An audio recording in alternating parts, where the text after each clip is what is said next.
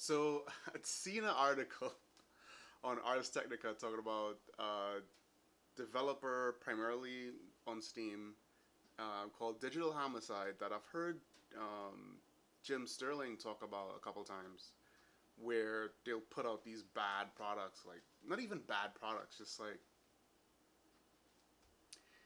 garbage. And he'll show like, hey, this is what they've put out. This is what they've put out. This is what they've put out. Like, it's not just oh, I feel a certain way about a company. It's like he's actually showing tangible, like, hey, this is what's happening here. And they've come after him a lot. I know he's still fighting the suit or in the midst of it. Like, lawsuits take such a long time to resolve and so much resources. It's ridiculous.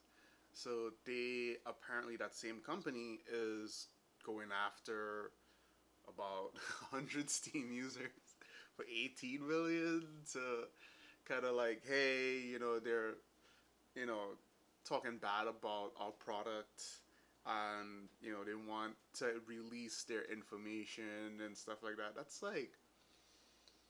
ridiculous. I don't know how to say it. That's super ridiculous. You put out a bad thing and you want to shut people up about it, and have ignorant new people who never heard about you before and never like, oh, they might see something and hey, this is good, or I'm gonna try this out, and then get new people coming in and giving them money.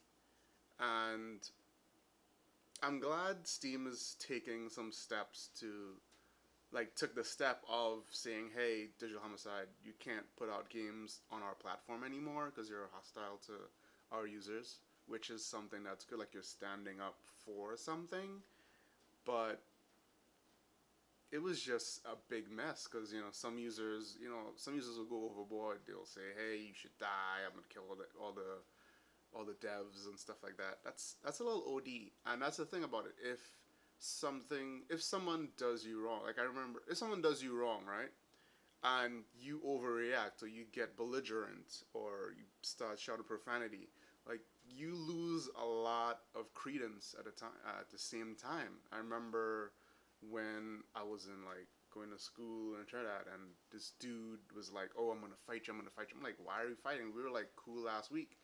And came in, started a fight, like legit started a fight. So I started punching. I was like, all right, I'm not gonna sit here and get beat on. And I fought back, and then, you know, kind of like you had someone jump in. Like, as soon as I started hitting them, someone jumped in and started attacking me, and it ended.